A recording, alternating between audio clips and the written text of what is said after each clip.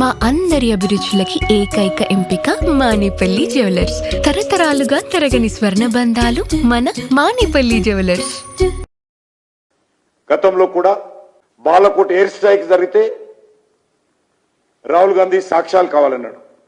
ఒక ప్రతిపక్ష నాయకుడుగా ఉన్నటువంటి వ్యక్తి, కాంగ్రెస్ పార్టీ అధినేతగా ఉన్నటువంటి వ్యక్తి ఇలాంటి సమయాల్లో ప్రభుత్వానికి, సైనికులకు, దేశ ప్రజలకు అండగా ఉండాల్సినటువంటి వ్యక్తులు ఈ రకంగా దేశానికి వ్యతిరేకంగా, సైనికులకు వ్యతిరేకంగా మాట్లాడడం ఏదైతున్నదో చాలా దురదృష్టకరమని ఈ సందర్భంగా మనం చేస్తున్నాను.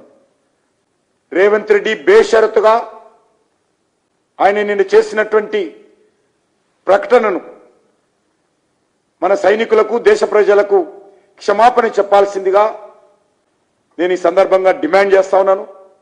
ఎందుకంటే రాహుల్ గాంధీ నుంచి నేను ఎక్కువ ఎక్స్పెక్ట్ చేయను.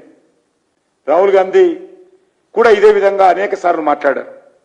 ఆర్మీని కించపరచడంలో మన రాష్ట్రంలోని బీఆర్ఎస్ కూడా తక్కువేమి కాదు.